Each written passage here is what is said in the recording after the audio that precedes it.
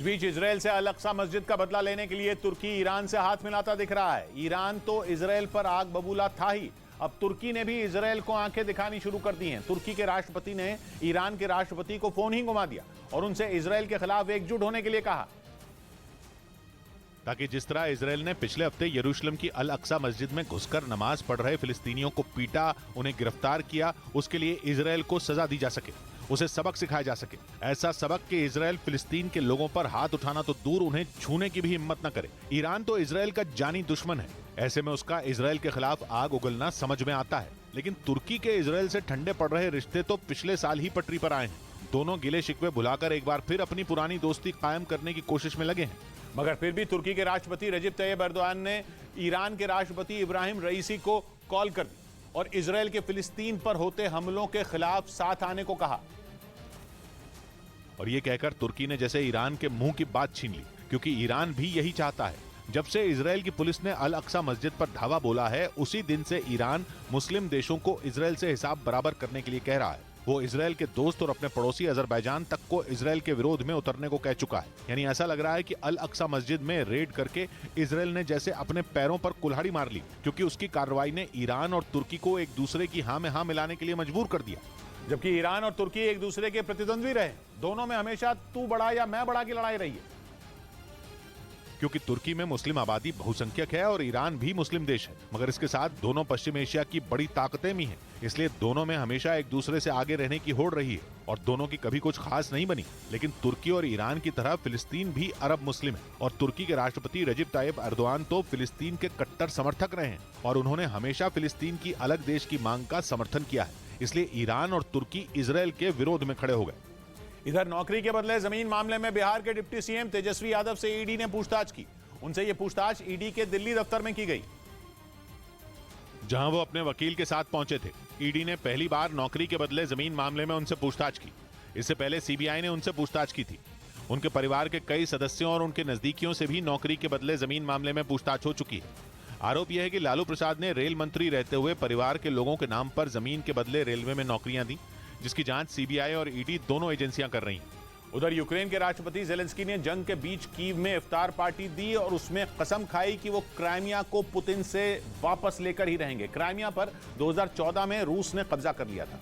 पश्चिमी मीडिया के मुताबिक क्राइमिया को पुतिन से छीनने के लिए यूक्रेन बड़े हमले की तैयारी में जुटा है और इसीलिए जेलेंस्की क्राइमिया में मौजूद मुस्लिम समुदाय को भी अपने साथ लाना चाहते हैं, ताकि जब यूक्रेन बाहर से क्राइमिया में मौजूद रूसी सेना पर हमला बोले तो उन्हें अंदर से मदद मिल सके। और इसीलिए कीव में पहली बार आयोजित किए गए इफ्तार में उन्होंने क्राइमिया में मुस्लिम अल्पसंख्यक तातार समुदाय का जिक्र किया। जेलेंस्की ने आरोप लगाया कि क्राइमिया में इस समुदाय के लोगों पर जुल्म किए जा रहे हैं, क्योंकि 2014 में उन्होंने क्राइमिया में पुतिन के करवाए गए जनमत संग्रह का विरोध किया था और माना जा रहा है कि इसी वजह से जेलेंस्की ने इफ्तार के दौरान तातार समुदाय की बात छेड़ी, ताकि क्राइमिया में मौजूद इस समुदाय तक ये संदेश पहुंच सके कि यहूदी समुदाय से आने वाले जेलेंस्की उनके साथ खड़े हैं और इस तरह क्राइमिया को रूस से वापस पाने में यूक्रेन को मदद मिल सके। हालांकि रूस भी क्राइमिया को किसी भी कीमत पर खोना नहीं चाहता। इसी वजह से उसने किसी भी बड़े हमले से निपटने की तैयारी पहले ही शुरू कर दी। रूस की सेना ने क्राइमिया की सुरक्षा के लिए समंदर के किनारे ऊंची ऊंची बाड़ बना दी। पश्चिमी मीडिया में ऐसी कई तस्वीरें सामने आई जिनमें क्राइमिया की घेरेबंदी दिखाई दी। खबर के मुताबिक क्राइमिया के उत्तरी हिस्से में समंदर के किनारे बड़े बड़े गड्ढे भी खोदे गए हैं, क्योंकि रूस को ये डर है कि यूक्रेन समंदर के रास्ते ही क्राइमिया पर हमला बोलेगा। दावा है कि इसी वजह से रूस ने समुद्र के तटों पर टैंकों की भी तैनाती कर दी है, ताकि जंग के बीच क्राइमिया पर हमला हुआ तो उसे हाथ से जाने से बचाया जा सके, क्योंकि जेलेंस्की के तेवर बता रहे हैं कि वो क्राइमिया पर जल्द बड़ा वार कर सकते हैं। इधर उमेश पाल हत्याकांड मामले में एक बार फिर अतीक अहमद को गुजरात की साबरमती जेल से उत्तर प्रदेश के प्रयागराज की नैनी जेल लाया जा रहा है। इससे पहले उमेश पाल अपहरण केस में पिछले महीने की 26 तारीख को कड़ी सुरक्षा में अतीक अहमद को प्रयागराज लाया गया था।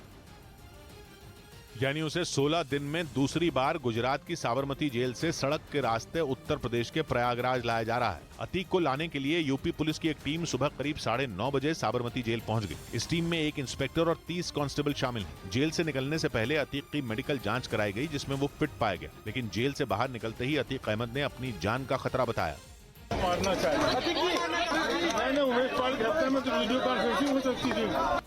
हालांकि यूपी पुलिस ने उसे फौरन वैन में बैठा दिया। इसके बाद करीब 2:16 पर पुलिस का काफिला उसे लेकर साबरमती से प्रयागराज के लिए रवाना हुआ और गांधीनगर से होते हुए करीब 3:30 बजे पुलिस का काफिला गुजरात के हिम्मतनगर पहुंचा। पिछली बार की तरह इस बार भी प्रयागराज लाने के दौरान अतीक अहमद वैन में करीब 1300 किलोमीटर तक का रास्ता तय करेगा, जिसके लिए उसे 22 से 24 घंटे वैन में बैठना होगा। इस बार भी यूपी पुलिस की टीम अतीक को उसी रूट से लेकर आ रही है जिससे पिछली बार उसे प्रयागराज लाया गया था। गुजरात की साबरमती जेल से यूपी पुलिस का काफिला हिम्मतनगर होते हुए राजस्थान में दाखिल हुआ। इसके बाद राजस्थान के उदयपुर और कोटा के रास्ते पुलिस की टीम मध्य प्रदेश के शिवपुरी पहुंचेगी। वहां से उत्तर प्रदेश के झांसी और बांदा होते हुए पुलिस अतीक को लेकर प्रयागराज आएगी। मतलब दोपहर करीब 2 बजे अतीक अहमद प्रयागराज पहुंचेगा। इससे पहले 26 मार्च को भी पुलिस अतीक को यहाँ लेकर आई थी। तब उमेश पाल अपहरण केस में अतीक की कोर्ट में पेशी हुई थी और उस केस में अतीक अहमद को कोर्ट ने उम्र कैद की सजा सुनाई थी, जबकि उसका भाई अशरफ बरी हो गया था। सजा सुनाए जाने के बाद अतीक को साबरमती जेल पहुंचा दिया गया था।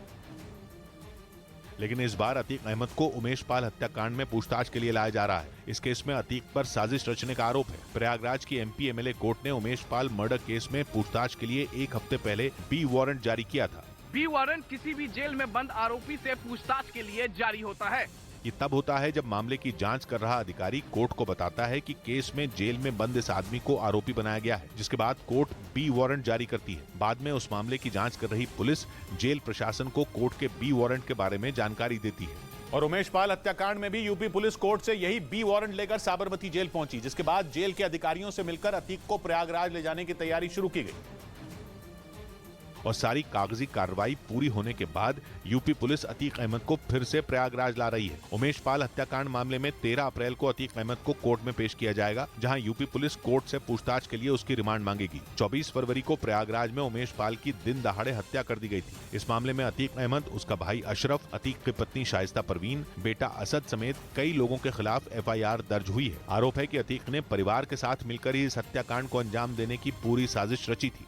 इस बीच उमेश पाल हत्याकांड मामले में अतीक अहमद की बहन आयशा नूरी ने प्रयागराज की CGM कोर्ट में सरेंडर की याचिका दाखिल कर दी। इस मामले में पुलिस आयशा नूरी के पति को पहले ही गिरफ्तार कर चुकी है और अब गिरफ्तारी से बचने के लिए अतीक की बहन ने सरेंडर की याचिका लगा दी। उमेश पाल हत्याकांड में आयशा नूरी का नाम तब सामने आया जब इस केस के आरोपी गुड्डू मुस्लिम का उसके घर पर रुकने का वीडियो सामने आया था। अतीक की बहन की याचिका पर कोर्ट ने प्रयागराज पुलिस से 2 दिन में जवाब देने को कहा। उधर पश्चिमी मीडिया ने हाल ही में लीक हुए अमेरिकी दस्तावेज के हवाले से दावा किया कि यूक्रेन युद्ध में यूके का एक जासूसी विमान तबाह होने वाला था। इस दस्तावेज में अमेरिका ने रूस को घेरने और यूक्रेन की मदद के लिए रणनीति बनाई थी, जिसकी खबर पूरी दुनिया को लग गई। इस बीच लीक हुए इस अमेरिकी दस्तावेज के हवाले से पश्चिमी मीडिया का दावा है कि यूके का एक जासूसी विमान खतरे में पड़ गया था। कहा जा रहा है कि पिछले साल 29 सितंबर को जब यूके का जासूसी विमान RC-135 क्राइमिया के नजदीक उड़ान भर रहा था, तभी उस पर पुतिन की सेना की नजर पड़ गई और फिर रूसी सेना ने सुखोई 27 लड़ाकू विमान से उस पर मिसाइल दाग दी। इस हमले में यूके का ये विमान बड़ी मुश्किल से बच सका। पश्चिमी मीडिया के मुताबिक हमले के वक्त वो रूसी सेना के ठिकानों की जासूसी में जुटा था। इस बीच अमेरिका के राष्ट्रपति जो बाइडेन ने एक इंटरव्यू में इस बात का जिक्र किया कि वो अगले साल होने वाले अमेरिकी राष्ट्रपति पद का चुनाव लड़ सकते हैं। हालांकि उन्होंने ये भी साफ किया कि खुद की उम्मीदवारी का ऐलान करने के लिए वो फिलहाल तैयार नहीं है। लेकिन अमेरिका के न्यूज चैनल NBC को दिए इंटरव्यू में बाइडेन ने यह बता दिया कि 2024 में होने वाले चुनाव में वो अमेरिका के राष्ट्रपति पद की दौड़ में शामिल हो सकते हैं। उधर रिपब्लिकन पार्टी की तरफ से पूर्व राष्ट्रपति डोनाल्ड ट्रंप भी चुनाव मैदान में उतरने की तैयारी में है। ऐसे में पिछली बार की तरह इस बार भी दोनों नेताओं के बीच चुनावी मुकाबला हो सकता है। उधर इराक ने अपने यहाँ सुलेमानिया एयरपोर्ट पर हुए हमले के लिए तुर्की से माफी की मांग की। इराक ने आरोप लगाया कि 7 अप्रैल को तुर्की ने उसके उत्तरी हिस्से में मौजूद सुलेमानिया एयरपोर्ट पर ड्रोन से हमला किया था, जिसमें उसके एयरपोर्ट को काफी नुकसान पहुंचा था और इसी वजह से इराक तुर्की पर बुरी तरह भड़का हुआ है। इराक ने सुलेमानिया एयरपोर्ट पर हुए हमले को तुर्की की उकसाने वाली कार्रवाई बताया। इराक के मुताबिक उसे अब ये बर्दाश्त नहीं कि उसकी सीमा में घुसकर कोई हमला बोले। हालांकि ये पहली बार नहीं है जब तुर्की ने इराक में घुसकर वार किया हो। इससे पहले भी तुर्की ने कई बार इराक के उत्तरी हिस्से में हमले बोले हैं। उत्तरी इराक की सीमा तुर्की से लगती है। ये वो इलाका है जहां कुर्द लड़ाकों का ठिकाना है और कुर्द लड़ाकों को तुर्की आतंकी मानता है। इसी वजह से वो आए दिन इराक के इस हिस्से को निशाना बनाता है।